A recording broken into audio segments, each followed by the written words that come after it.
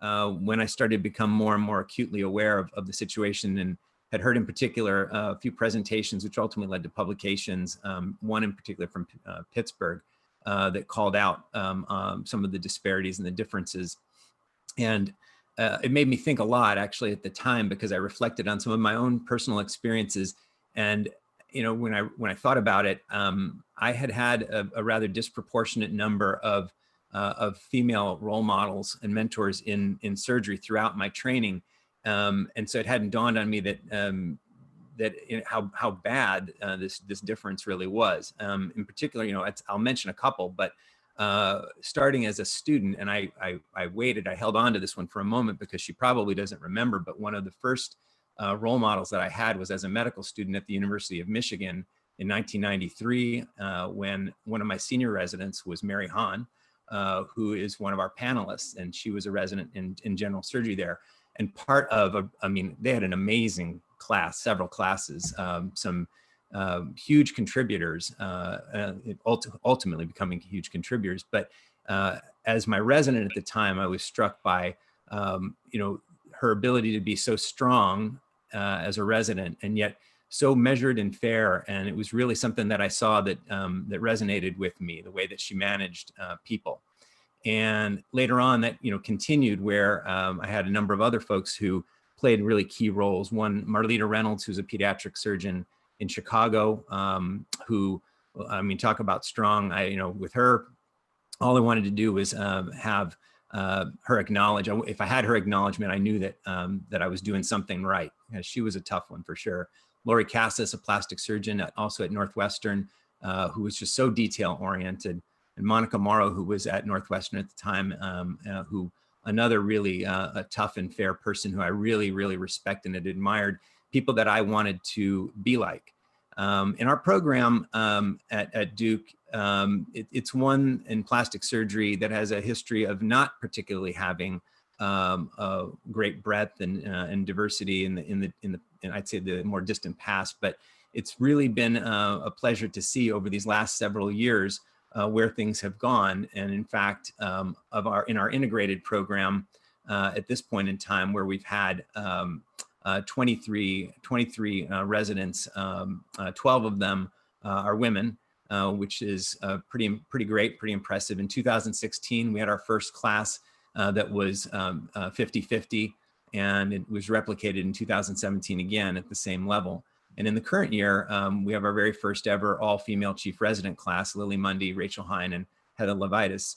And we have some terrific faculty members. Some of them are here on the call: Kristen Rizak, Sharon Clancy, Linda Sandalis, Robin Batchelder, Laura Gunn, who's been part of our program for many years, one of our adjunct faculty, an oculoplastic surgeon, Julie Woodward, and a new adjunct faculty member in dermatology, Amanda Sugg. So I feel like, we're going in the right direction, but to see the data that comes out, and to see where the difficulties are, in fact, and sometimes recruiting, even when you're trying to make it a very concerted effort to recruit.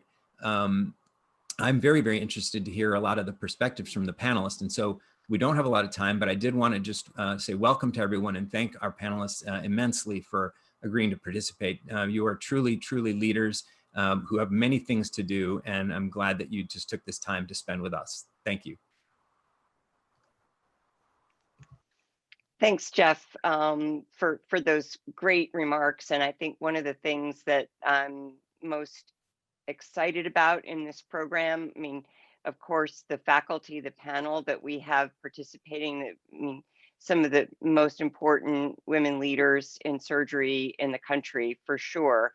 And it's wonderful that you all have been able to participate, and I think the discussion is going to be very rich. But I also love that this was spearheaded by two men, male plastic surgeons, that took the lead in getting this off the ground. And I think that is one of the things that's going to be so important in terms of change, is that it's not just the voices of women, but the voices of men our allies that are going to really help us make change. And, I think I'm simultaneously impressed and depressed by how far we've come since I was a resident.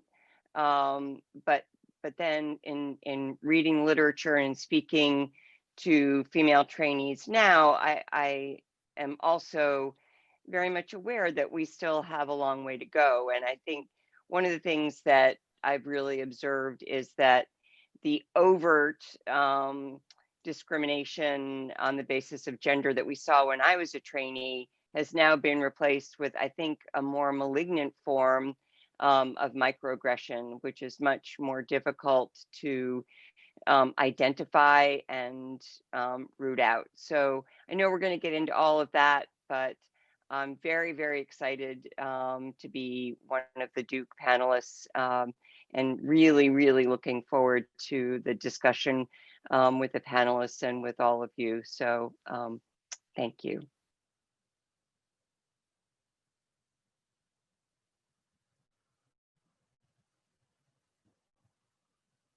So with that, I think we'll go ahead and get started. So my name is Lola Fayanju, and I'm an associate professor of surgery in the Department of Surgery here at Duke.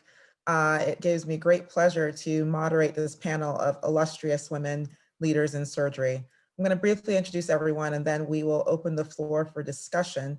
We have some questions prepared for the panel, but I welcome you all to submit your questions in the chat function, and I will do my best to compile them and pose them to our panel in a way that reflects the general interest of the audience. So I'll just go ahead and begin. So we have Dr. Cynthia Shortell, who just spoke some very important statements about where we've been and where we are to go. She is the Executive Vice Chair for the Department of Surgery and the Chief of the Division of Vascular Endovascular Surgery here at Duke. We also have Dr. Andrea Pusick, who is the Chief of the Division of Plastic and Reconstructive Surgery at the Brigham and Women's Hospital in Boston. Dr. Amy Moore, who's chair of the Department of Plastic and Reconstructive Surgery at The Ohio State University in Columbus, and Amanda Gossman, who is the chief of the division of plastic surgery at UC San Diego, Dr. Mary Hahn, who is the chair of the Department of Surgery at Stanford, Dr. Linda Phillips, chief of the division of plastic surgery at UTMB in Galveston, and finally, Dr. Lillian Gao, who's the chief of the division of acute care surgery at UT Southwestern in Dallas. So welcome very much. Thank you. We're so happy to have you here. I also want to, again, also acknowledge a very important woman in this process, who is Amanda Sergesketter, one of our residents here, who I've had the pleasure to also work with in a research capacity. And she's done a tremendous job helping set up this entire work. And I want to correct Dr. Gow's at UT Houston. I misspoke. I apologize. All right. So we'll start off with asking our panel, what was the first position in which you were the first woman to do your job?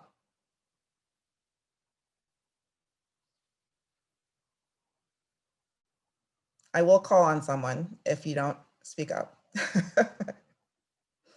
I'll start with Dr. Moore, since she's a good friend from WashU. Yeah, it's so great to see you, Lola. And thank you, Jeff and Cindy, for all of the efforts, and to all of you who have put this together. I'm so excited to be here and to learn from the rest of the panelists. And I love that the numbers of participants keep growing up. And in this time of COVID, I just wish you all the best and staying safe and healthy. For me, my first experience was a couple at Washington University. We had, I was a hand chief, and most of the hand surgeons were men. And so that was my first experience there. But then, of course, being the chair of the department at Ohio State had been previously held by men.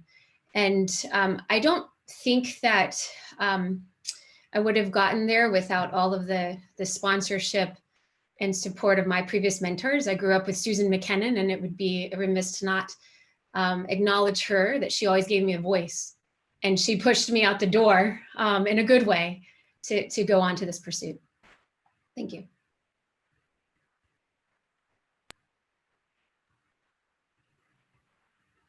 I can jump in. It's Andrea. First, as Amy, it's really fun to be here. It's so fun to see all your faces. It's just wow, just to see all these, and so many of you who I know and I've seen as you sort of went through different levels of residency and training and such. When I started my general surgery, there was one other woman in the program who was a year ahead of me, and we became really close friends. She post call, we picked up my wedding dress, having tried on one dress, and off we went. And then she left the program to do plastics, which is what I wanted to do too. She was a year ahead of me, and so when she left, then I was the only woman in the program. And at that time, there was only one faculty. There was in general surgery in our faculty for the residency program. There's only one female faculty, and that was just hard. It was just there was in terms of mentorship and that particular faculty member, God bless her, she'd worked so hard to get where she was, but she'd given up a lot, and she had her own issues around that, I think. But I do remember my residency program director saying to me, "I can't wait for the day when there's more of you here, because my life and all our lives are going to get better." And what he meant by that is that we would bring balance, that we would bring our children, that we would bring all kinds of other things and different viewpoints and diversity to general surgery at that point. And so it's sort of, I think, so wonderful, Jeff, that you've organized this and the team here has organized this. It's so great to see the men here, because I wouldn't be where I was if there hadn't been some really great men in my life, such as my residency program director. I'll bring up the first that not so much first female. There were several Association for Academic Surgery female presidents ahead of me, but I was the first Asian female president of the AAS. So just a different leadership role in terms of national societies. And I was very lucky to have a lot of fantastic role models and, again, sponsors in the AAS, male and female. And I followed the great Melina Kibbe as she was the president right before me. So again, not the first female, but as I mentioned, first Asian female.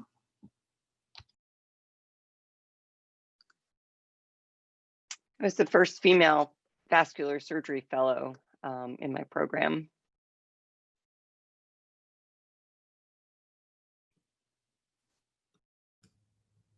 I think one of the most striking things is that many women still just starting out in surgery are still the first at something.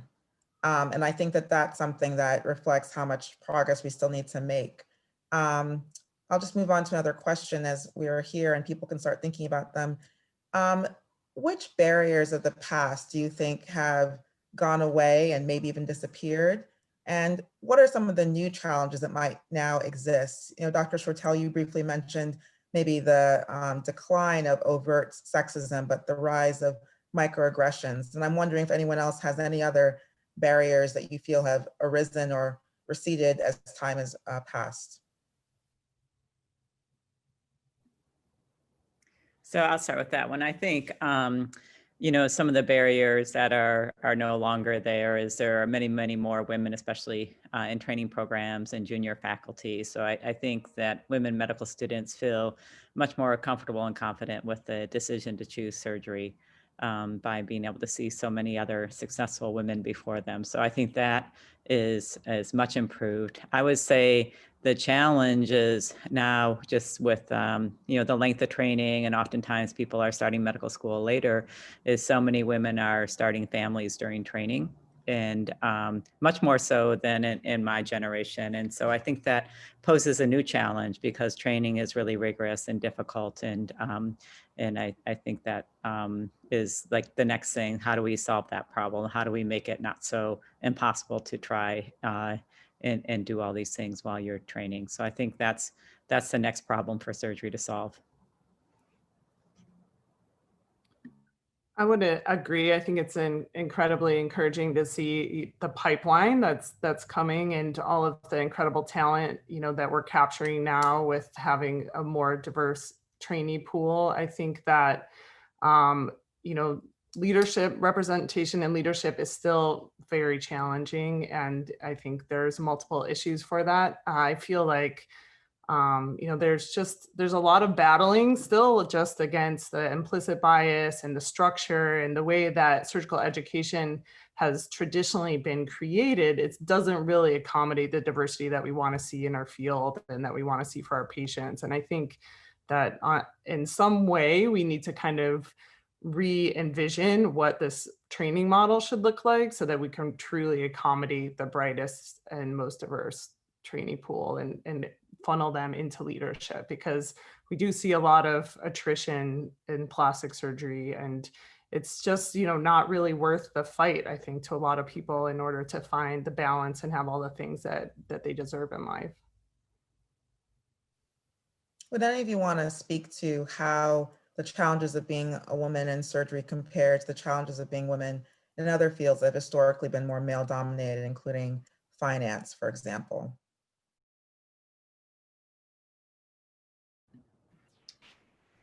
I can jump in. I think it's still present in these other fields too. My husband's a business executive in a restaurant, and I was asking him, prepping for tonight, like, how many women do you have at the executive level? And he's like 3. And this is a company that owns over 500 restaurants.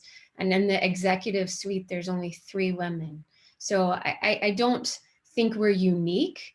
And I think their struggles are equal to ours. I think having men who are in those positions intentionally try to raise other women up, I think that's a new onset of this he for she that I'm so grateful for. But I don't think we're that different. Yeah, I think there are actually a fair number of fields, like Lola, you mentioned finance. Our youngest son is just started in a private equity firm in New York City, and I mean, there it's it's absolutely drastic, the paucity of women, and there's severe sexism based on what he's describing. And unlike in medicine, there's absolutely no attempt to regulate it. There's none of this kind of discussion. There's no acknowledgement that it's inappropriate or unacceptable. I mean, I think there are many fields that are better than we are, but there are some that are even worse. I would agree. Fair to us. Even when we look at healthcare administration and that element of the business side of thing, I would say that, you know, in kind of the daily fight for resources and for your patients, I feel like I encounter a lot more misogyny and just entrenched kind of good old boy mentality amongst the corporate structure of our health system than I do amongst the academic structure, which has at least tried to, you know, make some strides toward equity. So I find that an ongoing challenge, and there isn't kind of the same oversight in that component of, you know, kind of day-to-day negotiations in that population. So I'm guessing many of you would say that in part, the reason we're not seeing as many women in those upper echelons of both healthcare administration as well as finance, but also fields like architecture or culinary areas, that it might be because of who's choosing those individuals, that the leadership is not diverse and it perpetuates lack of diversity. Well, to what extent do you think women could also be part of the problem? Have any of you had experiences where you hoped that maybe a woman colleague or superior would help advance your career, but that didn't happen? And what advice can you offer the women who might find themselves in a similar situation?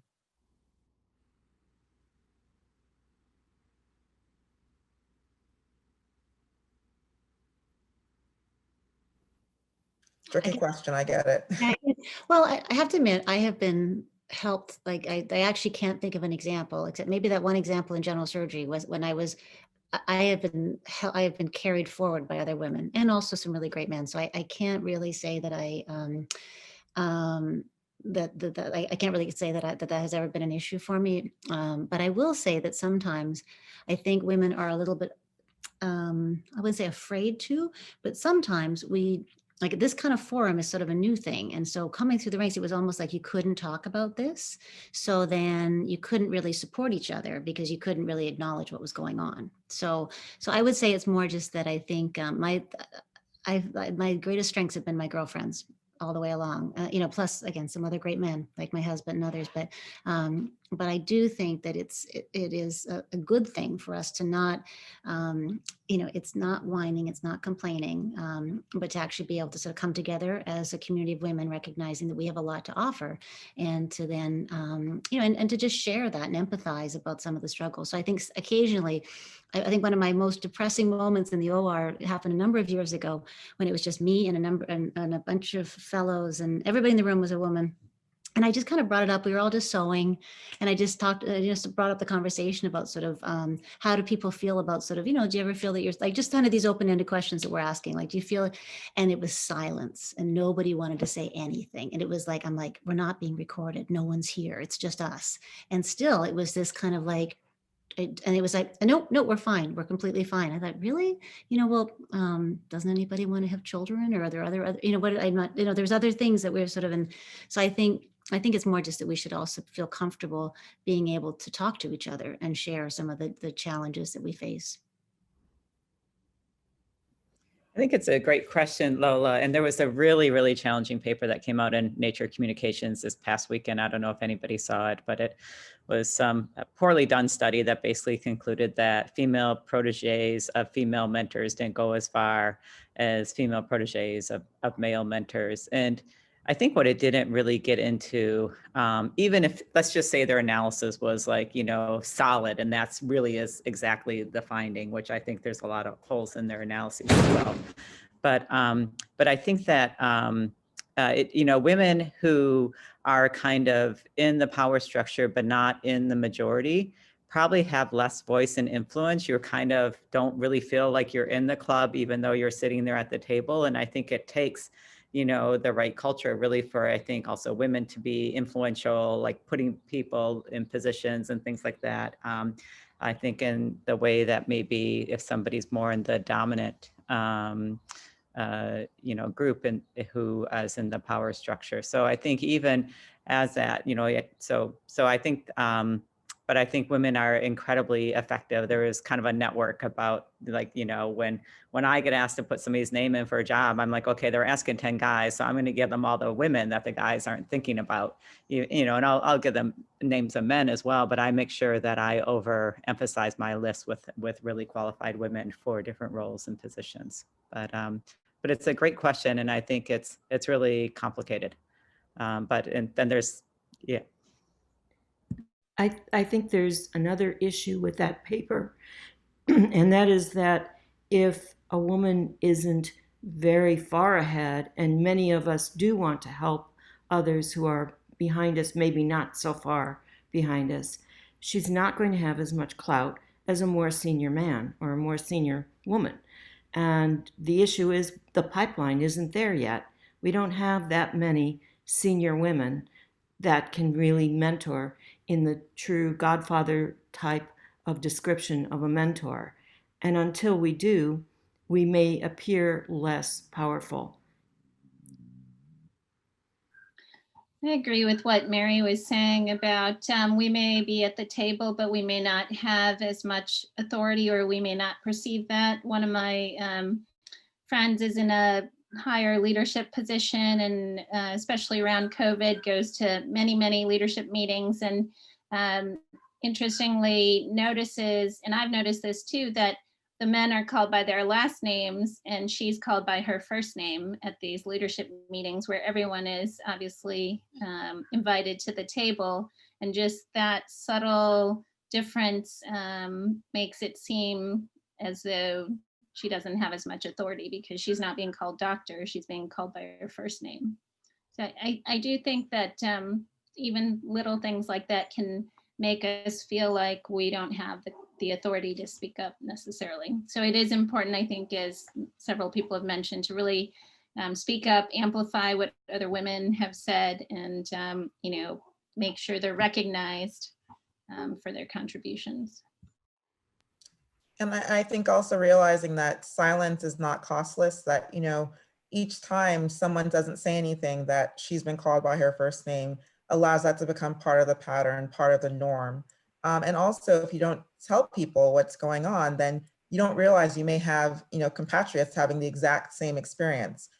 There is a film that just was released called Picture a Scientist, which describes, several women in science and how they were not aware of many of the experiences that other people were having. This is focused in particular on women faculty at MIT, who only when they finally came together, they realized they were all systematically getting less lab space, fewer accolades, less opportunities for promotion. So silence really can be detrimental to the progress of individuals and the whole. I think, Amy, you're about to say something.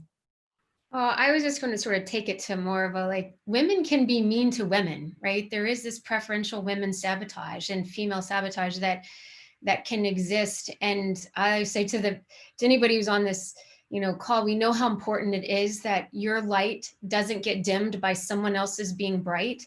And I think too often there's this competitive nature that the women held back against their men and don't feel it as much, but another woman's going to take it. And it's easy to think that one comment, but I just ask us all to check ourselves and think about the good that we can do, get involved into these sessions. And, I started a women's hand club just for that reason alone, just to have the conversations. So I think women can be a little catty, people give that stuff to us, but I want to draw attention to it. It's real, but we don't have to own into it.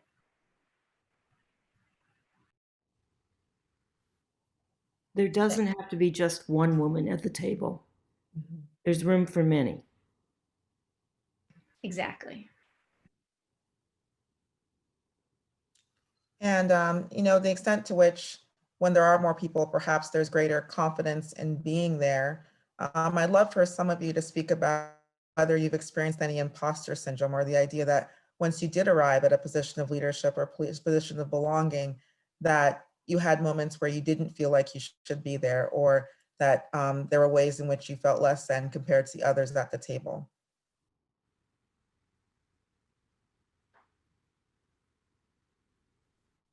I still feel that way. So- Me too. I mean, I don't know that it's ever going to go away. Yeah, me too. I got it.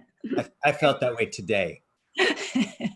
I think that's the reality. And, I think men feel it too. Thank you, Jeff, because I don't think we're alone in it. I think we tend to voice it more and or feel stifled by it. And you just got to get past it. And then you have to say, okay, this is my imposter syndrome and I'm doing it anyway.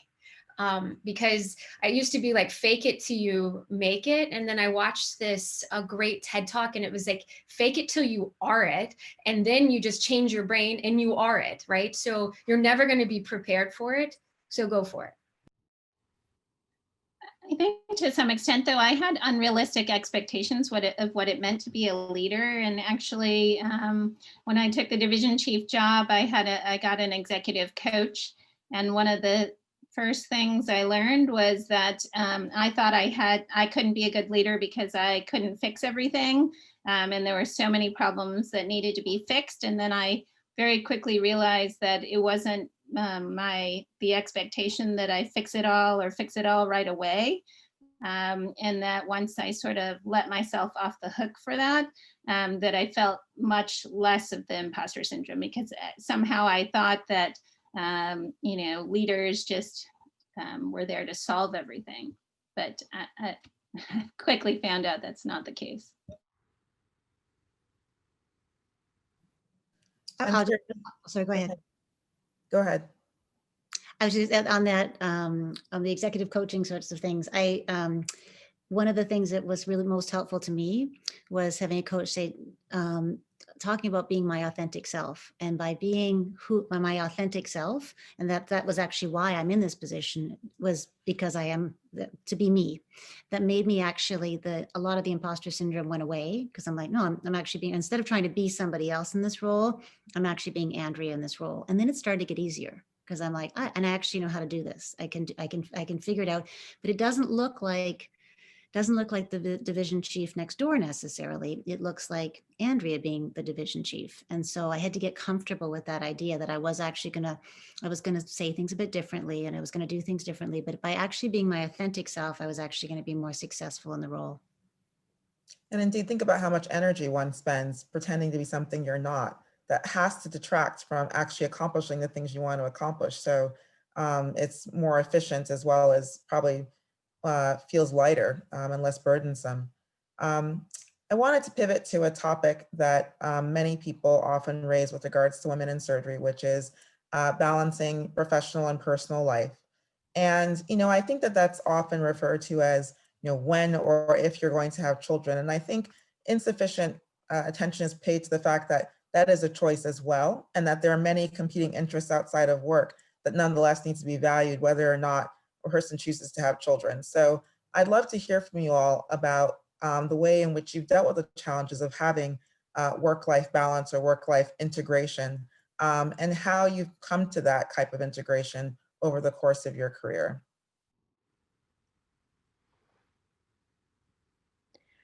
I was fortunate to have a woman who became faculty member where I was doing my general surgery, who had been pregnant going through the same general surgery program. And when she knew I was pregnant, she pulled me aside, sat me down, and told me all the tricks that she had done and that she encouraged others to do, including delegation, figuring out what you like to do, what you don't like to do at home, getting the best possible nanny or whatever childcare arrangement you can afford, and investing in your children's future, basically, to do that. And then having a spouse, in my case, partner, who's incredibly supportive and bought into the whole idea of us being two surgeons and parents of four at the same time, was what made the difference. But as Beth Sutton has reminded me, about 30 years ago, we were talking about parenting, and I said, some days the plates all stay in the air, and some days they don't.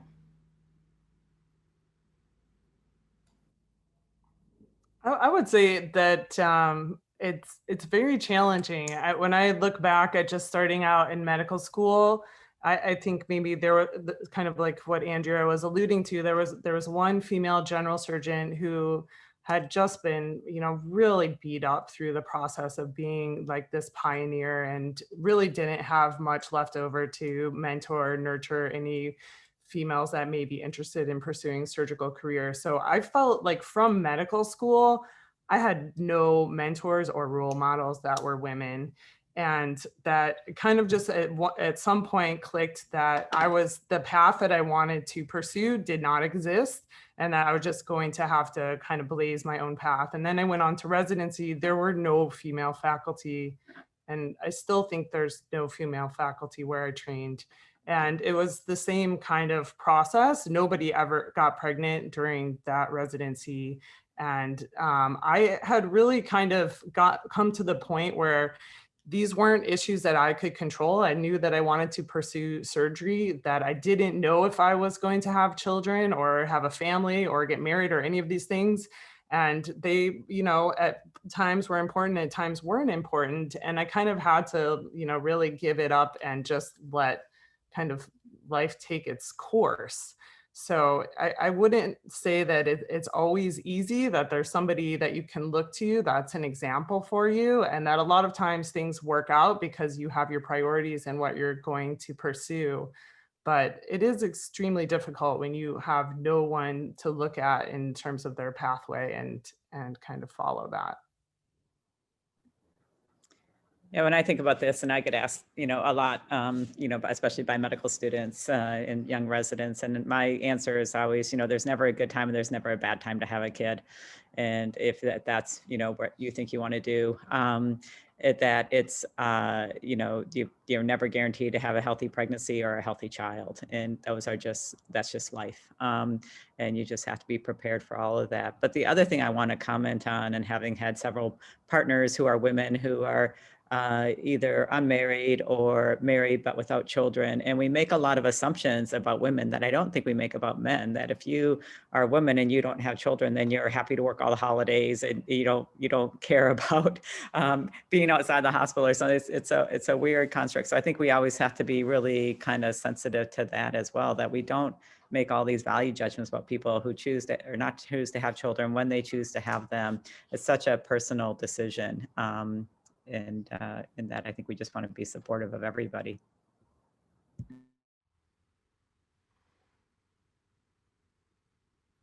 So in keeping with the idea that obviously there's much more to life and to the trajectory of our lives than having children. Other than having children, were there any major life events any of you have had that you're willing to talk about that significantly caused a change in your trajectory and how you found your way back to the path that led you to where you are now?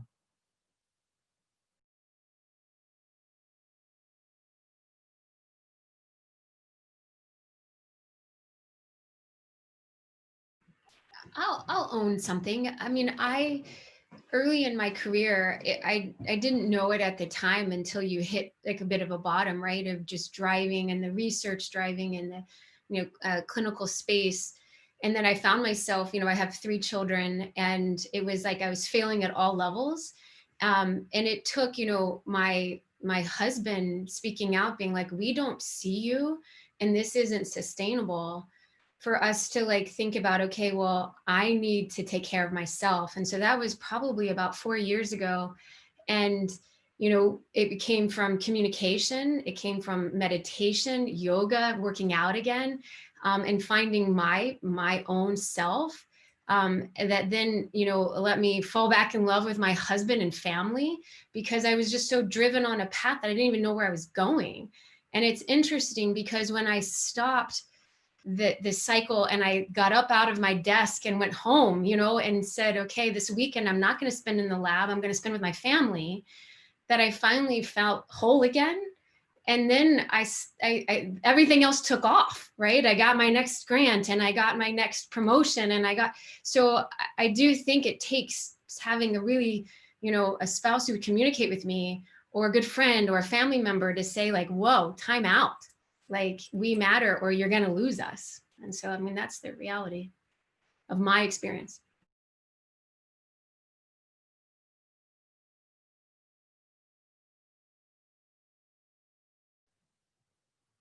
Thank you for being quite vulnerable about that. I think there are many things we aren't really comfortable owning up to in surgery, and one of them is needing time to take care of ourselves, and so and for the people we love as well. So thank you for sharing that. I guess another question, one that's come from the chat, is, and it's pivoting a little bit, how have you dealt with the value judgments people might place on you for having a professional career and also having children?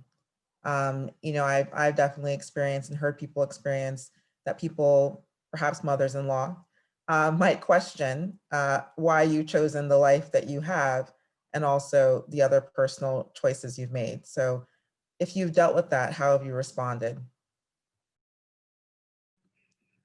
I can comment on a couple of those, because I can't help but laugh when I think about the different things that the different like situations. I have a wonderful mother-in-law who I adore, but there was a moment when I was in, again, sort of tail end of general surgery, where I came home, I was so tired, and Michael, my youngest, was just not sleeping, and I remember her bursting into tears, saying she just felt so sorry for her son.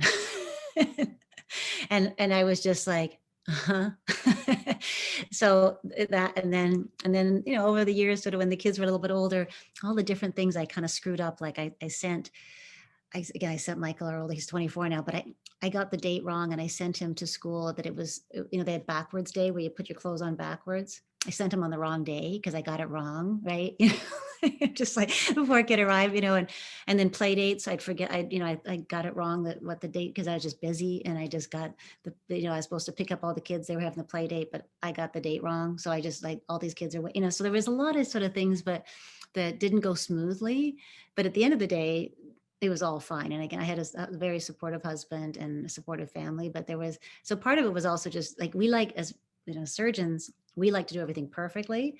And I think at a certain point I recognize I can't, like, what perfect looks like as a mother is not what I would have transposed perfect from surgery. It was sort of the closest I get to perfect as a mother was not perfect, but it was, being really present for the kids when I was home, and doing my best. And my boys know that I love them, to the moon and back again. So I think, but there were a lot of screw ups, and that was, and noticeable things that, like, that other moms just, that was, I had a lot of great girlfriends, but I'm sure people, they occasionally looked and was like, wow, what's with that one,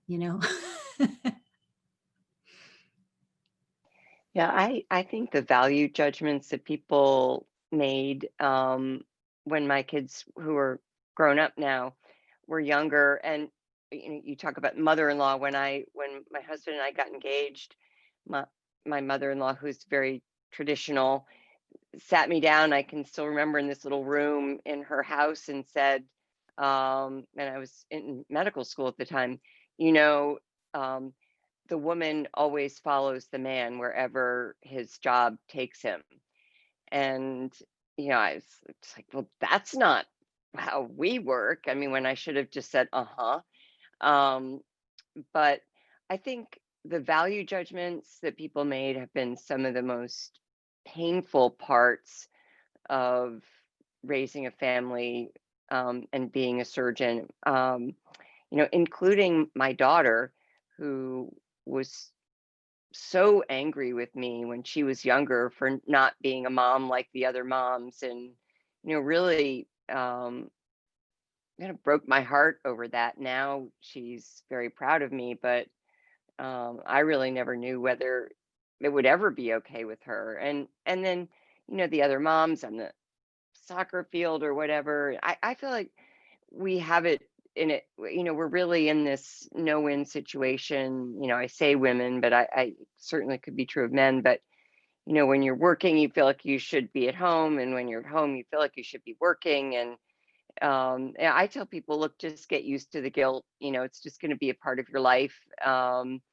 And I think of late, I've really come to terms with, I used to think there was some, perfect balance I could find if only, I could just get the right cocktail or recipe. But, I think I've come to believe that we just do the best we can, and it isn't perfect.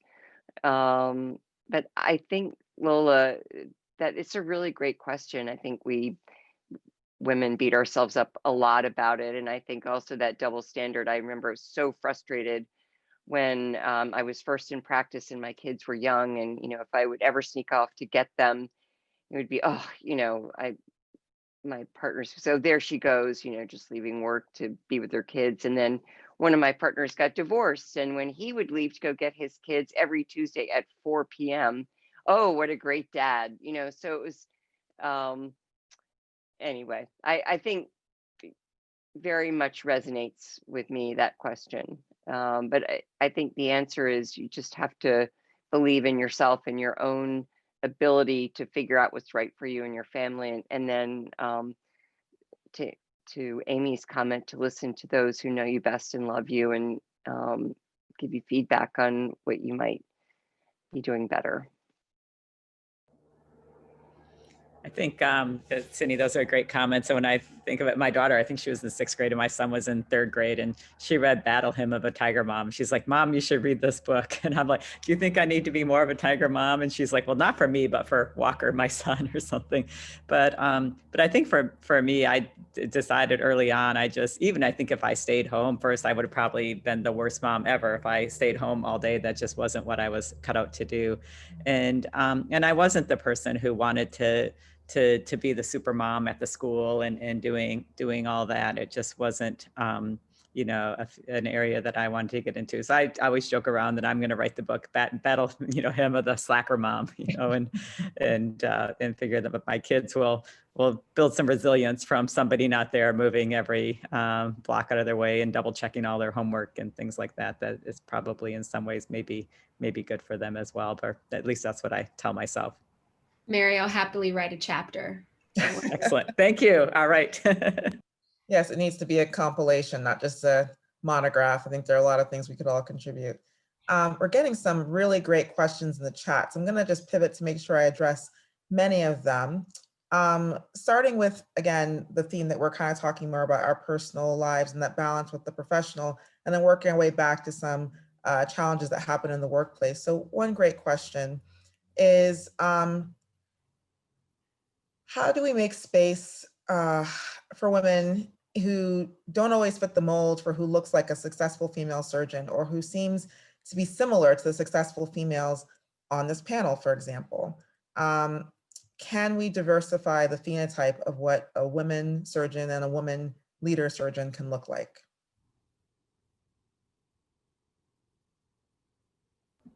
I think the short answer is yes. Definitely. And that's where I'm going back to. I think that for all of us, you know, we kind of have to find our own path. It may not really exist there, and encourage as much diversity as possible. And the whole look like a surgeon, you know, redefine it. It's not just women looking like a surgeon, it's all comers who want to be and aspire to be a surgeon. I agree. When I took over as division chief, the prior chief, you know, really just had sort of highly supported a certain mold of academic surgeon, and then everyone else was just a worker bee. And when I took over, my philosophy was that I would help every person to figure out what their passion was, no matter what it is. And like, one guy doesn't write papers, he's not that into education, but he's like a genius at revenue cycle improvement. And you know, how do you make that into, I mean, it's clear, he said to me, I make more money for the division than if I wrote a bunch of grants. And so that, you know, how do you translate that into something academic? So trying to figure out what each person is good at, no matter whether they're male or female, and figuring out how to, make that into, I mean, clearly he had value added, and there are others in the division who equally have not traditional, pathways. So I think it's definitely important to nurture that diversity. That's what makes, the division strong. Mhm. And piggybacking off of the idea of, what a surgeon looks like, another question is, how do you all advise your female mentees who may have mental or physical illness or disability when it comes to being authentic to oneself in the application process and at work? These illnesses can be a source of strength and flexibility for the individual, but may be perceived as a weakness. So I just counseled a student who has bipolar disorder, and sort of put it in her personal statement kind of as an aside, like you had to read it carefully. And she kind of mentioned she had a year off in med school because of a problem. And, I said, you need to show that you have grit and resilience to overcome this, number one, a new diagnosis while being a medical student, that your passion for surgery is what got you through because you knew you wanted to be a surgeon above all else. And that, that is exactly who we're looking for, is those people who can overcome barriers and adversity. So I said, either don't put it in your personal statement, or don't put it in as like something you're embarrassed about that you just threw in there so you can say you mentioned it, but didn't really address it at all. So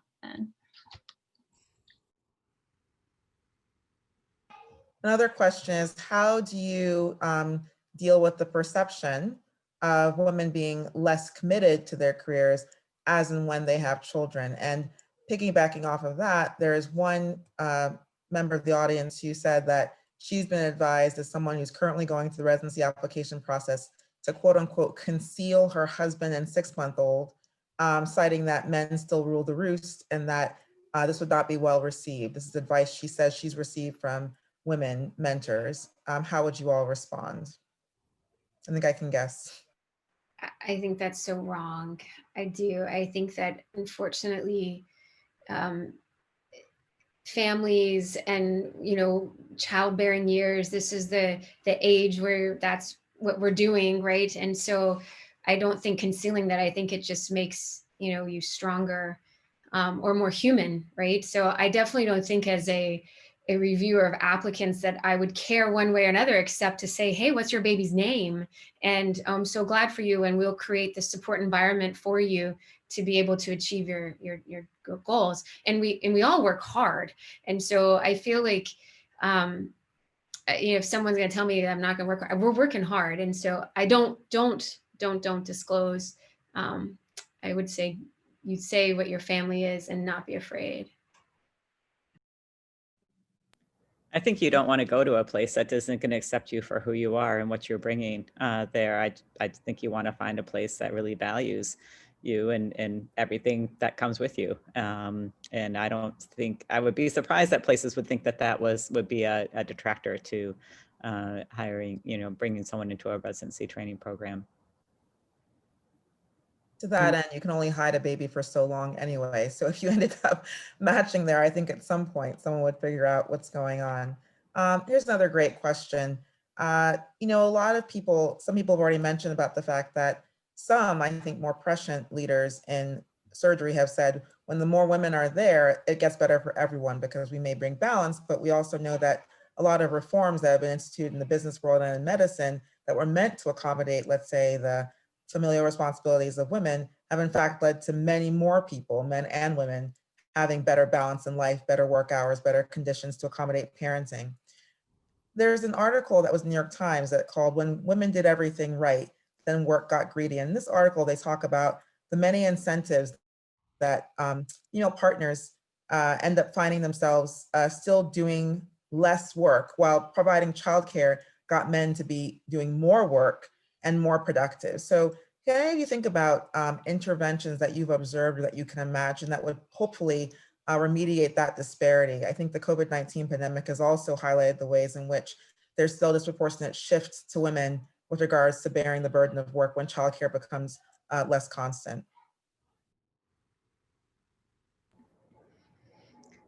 Yeah, I think to talk about it is really important, and just to spell it out. And women are disproportionately bearing the burden of COVID, from childcare to school, educational responsibilities. I think it's like that, and I think that we're seeing it in publications. And so I think, what can we do as leaders? We can say, well, how do we then assess that period? Do we assess it differently when we're looking at someone for promotion and things like that? Do we think about that time period differently? Because we know the data is so strong that on average, men are more productive during this period than women are.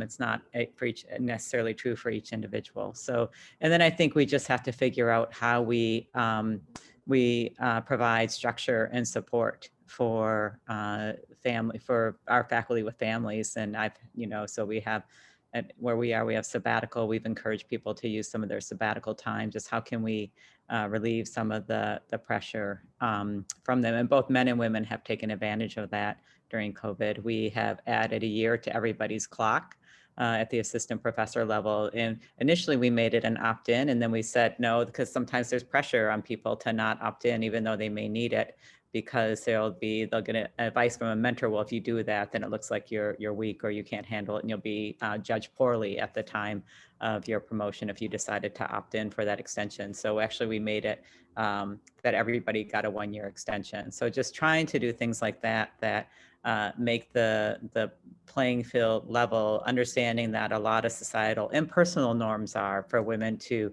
take on some more of those responsibilities at home. And I agree with what somebody else said earlier, just pay for as much as you can, like grocery shopping and laundry and all those things. So I'm going to compile 3 questions into one, roughly dealing with comportment in the operating room and the challenge of potentially being expected to have a quote unquote surgeon personality. So these questions relate to, one, been told that to be a successful female surgeon, you need to be tough and you have to have an OR personality. Is there any truth to this? And how about if you are not a kind of person who comes across that way, can you still be your authentic self while being in a male-dominated space? And related to that, there is some concern, or people have tried to express the idea that women are less technically good as surgeons, and that might come from the fact that women may get less technical training early on because of biases. So I'm wondering if any of you can speak to the ways in which stereotypes of what a surgical personality is like, as well as perhaps biases about the technical dexterity of women, could potentially contribute to a vicious cycle of not being taken seriously, not given more responsibility, not therefore trained as much, and then potentially having less kind of confidence in oneself or respect from one's colleagues. I would say that thinking that there's a dominant or leader only type of personality in the OR is the old way of thinking. Now we're all building on teams, on safety, and safety means being able to participate and speak up. And so if people are trying to lead in that way, it's not as safe and it's not as accepted as it used to be. It used to be not only accepted, but respected. And now you're more likely to be called an abusive surgeon if you're that sort of top down and tough person in the OR. It's got to be team-based. And so, at least in our institution, that would not be welcomed at all. In terms of dexterity, I've actually heard more comments about women having more fine motor capability than men. And so I would say that we have the ability to do with our hands and are recognized for that.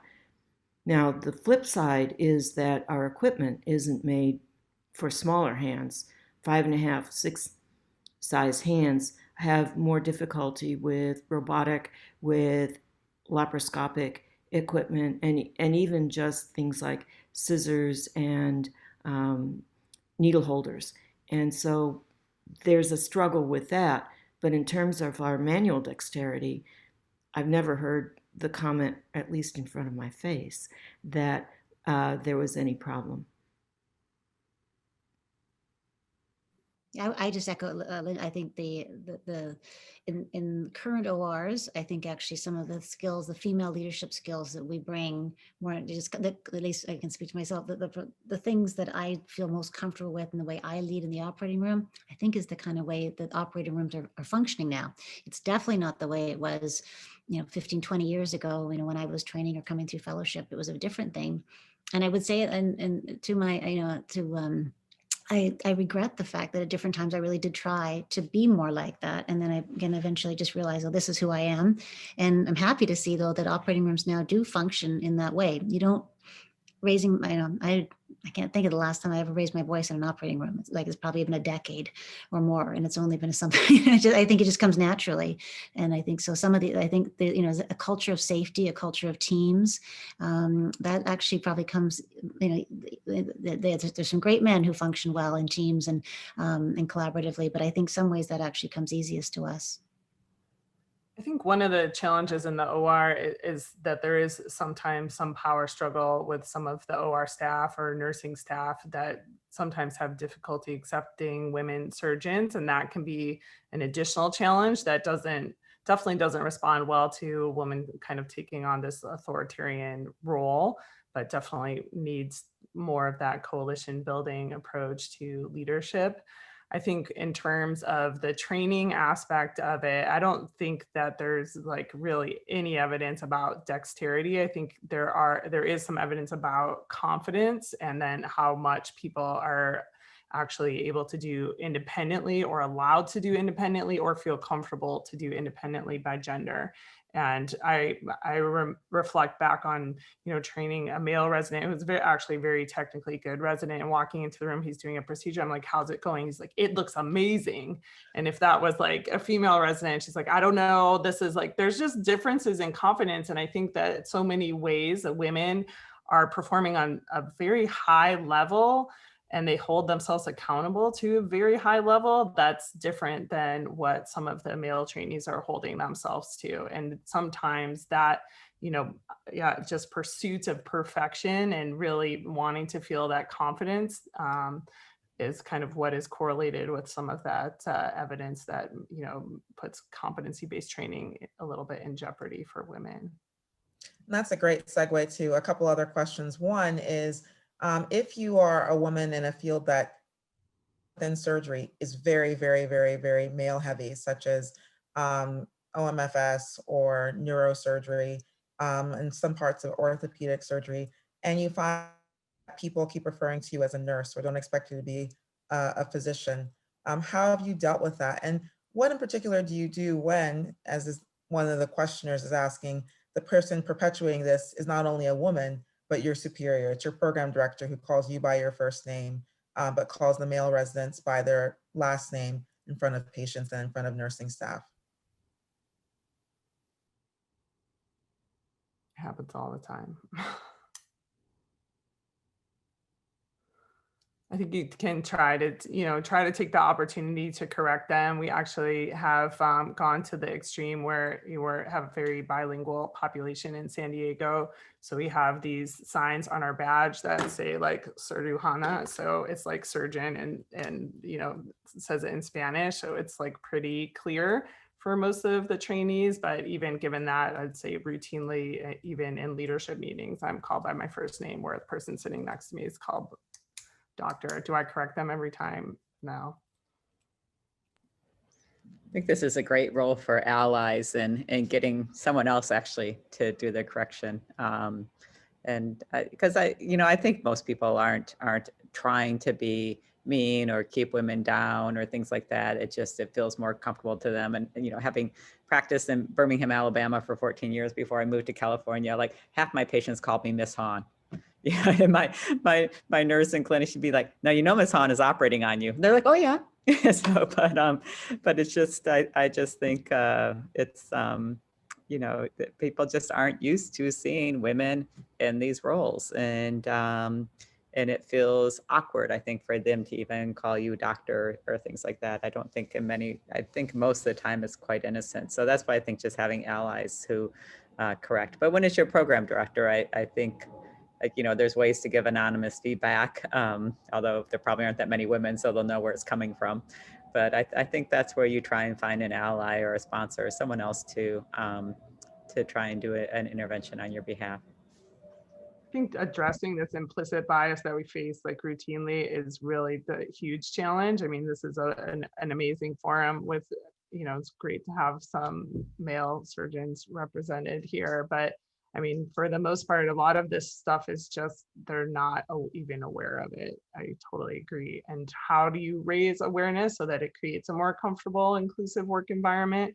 I think it's very, very challenging. A lot of institutions make you take some online training, and there are good programs where you can kind of really reveal people's implicit bias, but that really requires engagement. So I think it's going to be very challenging, to really open people's eyes to all of the implicit bias that we face in the workplace. So this is a question that addresses intersectionality in surgery. So the questioner asks about the microaggressions that not only women face, but also women who identify as queer or BIPOC can face in healthcare, and how do the panelists suggest calling out harmful statements when they're heard in a way that supports learning, but also protects the people being hurt by that interaction. And I will add to that, how do we get more openly gay and BIPOC women into positions of leadership, because there's still a relative dearth of them in those roles.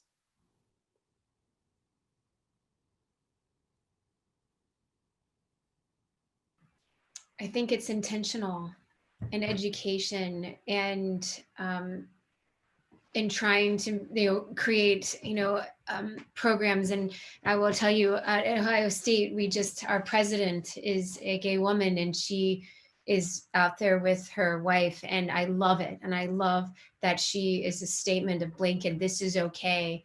And she is an incredible role model. And I think that as a group, and we created a DEI committee at the director for the department, and we have education on a monthly basis that's being intentional, and not so much that it's, I don't want to use the word obnoxious, but it's intentional. And so, so that people aren't put on their heels that they've made a mistake, because people don't want to be told, especially in a public venue, that, oh, that's wrong and you've offended me. But I love the idea of having others help voice it for you, and also being in an environment that supports it and actually appreciates it, I think is key. And those environments exist. So, that I think that is what's on the rise, now with all the social unrest. There are environments that appreciate it. We invited these fantastic grand round speakers now that everything is virtual. Leslie Dossett is a surgical oncologist at University of Michigan, and then Chelsea Harris is a resident at University of Maryland who did research at Michigan, and they developed something called the Cultural Complications Curriculum, and they have scenarios that describe, so it's like an M&M where you would discuss what you could do better, what went wrong, and they provide different scenarios that highlight different teaching points so that no one has to be embarrassed by recounting a personal experience, but at the same time, addresses common scenarios, implicit bias, microaggressions, et cetera. And it's online, it's free, and they've given the Grand Rounds, I think, a number of times, and it's fantastic. So we've talked about actually implementing that curriculum at our institution. I love that. What is the name of that again? You just Google culturalcomplications.com, I believe, or I'll look and check. If it's not that, I'll type it into the box chat. Perfect. Thank you. Well, I think both of you speaking about the cultural complications curriculum as well as forming DEI committees kind of allows us to pivot to the idea of culture. I think that a lot of times when we're trying to diversify a space, we put a lot of effort into thinking about the individuals we're trying to bring in and not as much about the space we're trying to bring them into.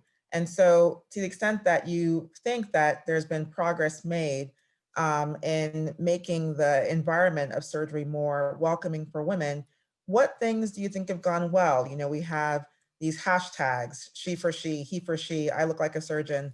What do you think we've gotten right? And what do you think has not gone so well, and where can we stand to do better? I would say that the American College of Surgeons, with their statement on parenthood and pregnancy during the training years, is going right and coming out with that as a very large, thought of as stereotypical male institution.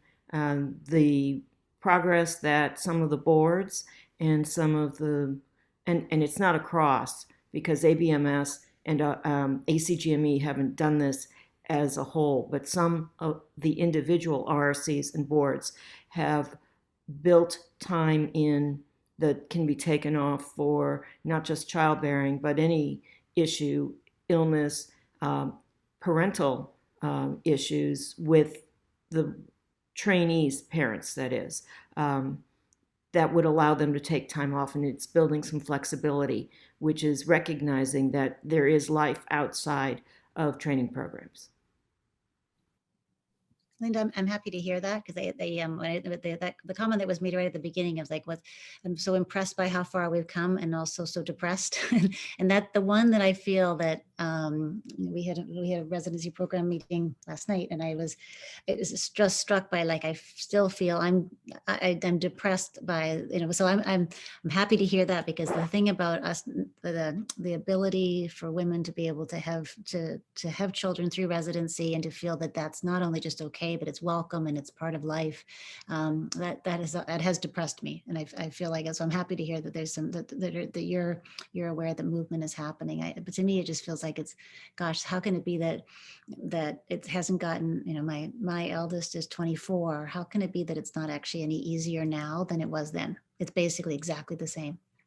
And at least the experience that I've seen of residents and fellows to date. So it's great to see that it seems like it's taken a long time to get there, but that's good news. Yeah, I made the assumption that it had changed everywhere because our program is very open about it. We've got multiple mothers and fathers, but mothers who have taken some time off. I have 2 pregnant now out of our 24. We've had mother of twins who was on bed rest. We arranged a very selective kind of educational program for her. But then one of my residents, who's now in her 5th year, told me 2 years ago that when she was being interviewed as a student, she was told at some program that if she had any thoughts about having children, that program was not a program for her. And I was just astonished, because not only is it illegal to say that, but I thought that had gone by, and it hasn't. And I'm glad that large institutions like the ACS are beginning to stand up for that. I'd like to see ABMS and ACGME do the same. I think all these hashtags have raised social awareness, but I'm not sure that the culture is truly changed at all the programs. I mean, someone was mentioning interviews. I mean, I had a number of resident applicants ask me about women in surgery at our program. And I don't know if that's unique to our program, which would probably be a bad sign, or just the fact that they're asking about it at all.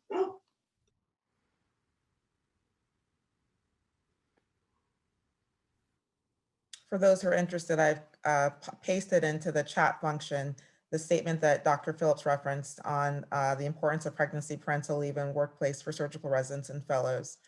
Well, I wanted to conclude by having each of our panelists offer two pieces of advice.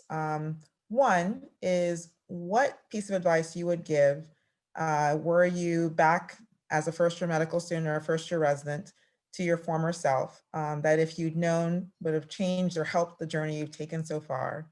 And then two, how do you maintain your resiliency, optimism, courage, and grit?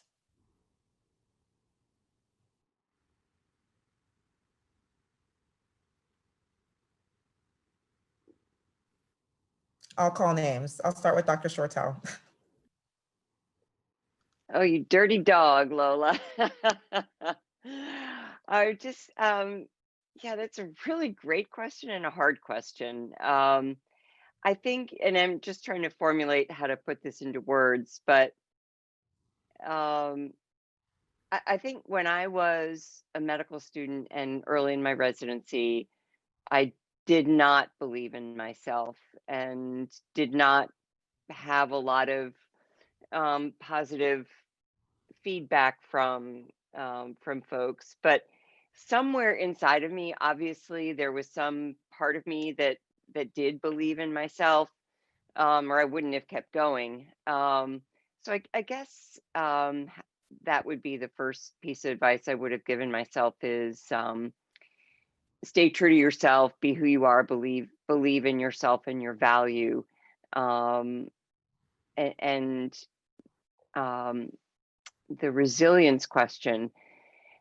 So, you know, I think that I've finally learned after, you know, just beating myself into a pulp for so many years, that there really is value in pacing yourself, in doing things that keep you healthy, you know, be it physical activity, be it meditation, be it, you know, just taking time with your family, walking the dogs, whatever it may be, that there's such value in recharging. I mean, I thought it was so interesting what Amy said about when she finally, you know, did take care of herself, that everything else fell into place.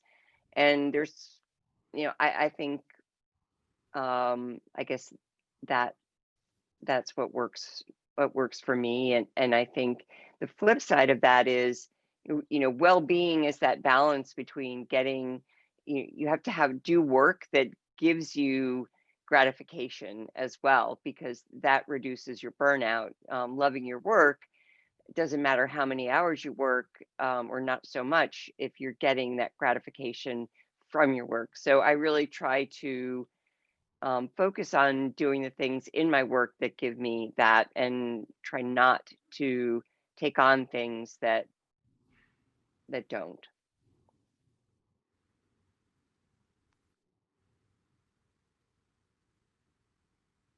I'll jump in only because Cynthia, I would have said exactly the same thing, which I think is interesting. Just I would have said in my younger self, even sometimes my current self, just to have a little more, recognize that I'm good enough to be here, and I am, you know, as a student, as a resident, when I was a junior attending, to have that confidence that I was that I was good enough to be there, I think. And I think to the resilience part, I would say similarly, but then I would add also is that for me, my family has always been the greatest source of sort of being able to get up and go back to work. And just my sense of sort of of just being well with the world has often come from my family. So I think neglecting your family is, they're not, you get caught in a bind. So I think to say, just pay attention to the people that, whether it's your family or just good friendships, or those relationships are just so important to your own wellness. And then I think the final piece I would just add to that, though, is I have found just, and Amanda knows this, is that the things that I do take on that I feel are meaningful, impactful, that then that don't feel like work, in the sense that sort of also give me great joy. So either whether it's sort of, and that's been some leadership roles now in national organizations, in humanitarian work, and in different. So looking for opportunities to do something that just feels completely like this is it's a pure joy to be contributing to something important, has also been just has given me more resilience and more ability to carry on and be impactful.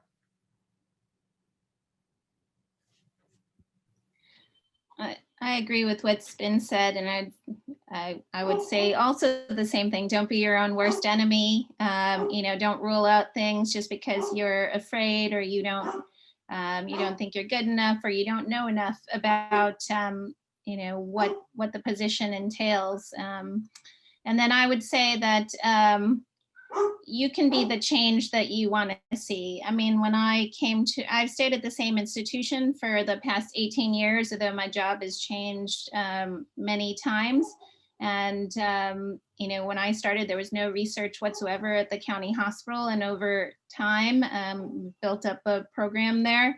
But it's taken a lot of time. And I'm currently renovating my house, and it kind of reminds me of that,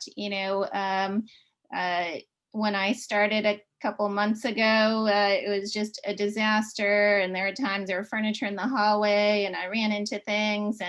But now it's getting closer to being where I want it to be. And it was worth the effort. But you have to have patience. You have to believe in the vision of what you see.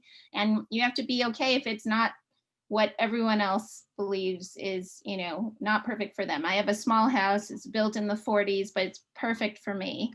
And where it wasn't, I made it into something that that works just right. So be patient and be the change you want to see. Yeah, I think I really agree with what everybody says. Like, don't let others define you. So, you should do what you want to do and be passionate. And also don't let others determine what success is for you. So I think we often look around and we're like, always kind of comparing ourselves to other people, or kind of feeling that we're either not good enough, or we're jealous of what they got, or things like that. But really, you should use your internal benchmark of what success and what your fulfillment is for you in your career, and what you want to be and accomplish, and try not to drive yourself so crazy by what other people are doing. That I think is a way to stay sane. And then I think having a really good support group, really nurture those friendships, and outside of medicine, in your societies, your colleagues, and of course your family. So I think it's important to have people that you care about and people that care about you. I'll go, and I too echo everything, because I'm just like, oh yeah, that too. Oh yeah. If I were to tell my earlier self, I would say really focus on sleep. When I finally slept, and I don't care what it takes to sleep, but when I finally slept, the whole world looked brighter, and I could see the colors again, right? So the idea of, putting on pajamas. I'm not going to wear my scrubs because it's going to be quicker to get out of bed and into my car to go to see the next hand consult, right? It was put on pajamas, turn the lights down early, get rid of the screen at night, focus on sleep. They say like more complications happen from sleep being deprived over time and not over one night. So like if you were to operate the next day, you're still not going to have a higher complication rate if you have less than 6 hours of sleep over the month. So I think sleep would be what I'd say. And then I think for what gives you grit and resilience is loving what you do. I totally echo Cindy, like love what you do. And I love people. And I think that drives me. Like I love learning more about people. So all this stuff in the OR, and they can talk to me bad, and the microaggressions that happen. I love people, and I try to understand them before I judge them. And so I would just say that keeps me driving in the right path of my moral compass, and I think my family and faith. So I would say I echo what everyone's saying as well. I think, the when I reflect back, there isn't like really, I never really had a clear pathway to leadership. Didn't go into this being like, I want a leadership position. And I feel like most of the opportunities that presented themselves was because somebody failed and I was kind of the least unavailable individual who was there to be able to step into that role. But I think that because I am very passionate about what I do and I really truly love it and feel passionate about kind of changing our field so that it is more representative and more inclusive. And I love my clinical practice as well as some of the, corollaries to that, the humanitarian outreach, that it kind of took me in a really good direction.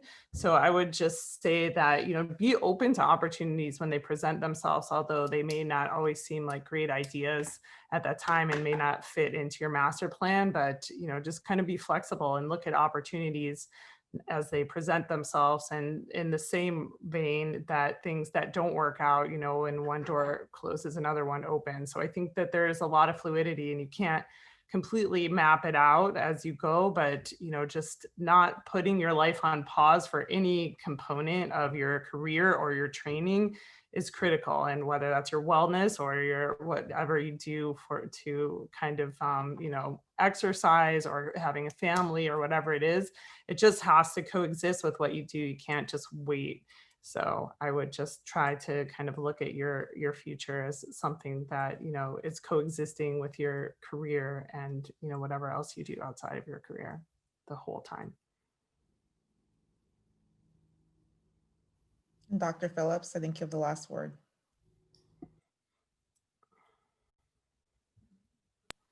But you're muted. Sorry. And be a better techie, if I could. My mother always said, be true to yourself, as we've heard. My father always said, do your best. That gave me the resilience, the grit. And if I'd known that someday my 4 kids, when they were teenagers, would have me in the kitchen, and somebody said something like, if mom had not been at work, if she'd been a stay-at-home mom, and the look on their faces, they were just taken aback. They couldn't say anything until one of them popped up with, oh my God, as hands-on as she was, can you imagine if she'd been at home? Then I knew that things had worked well at home. But that passion that Amanda was talking about and caring for what you do, whether it's at home or at work, that's what makes it fun to get up every day and go in and do what I'm going to do. Because as I say to the residents, I think we made a difference today.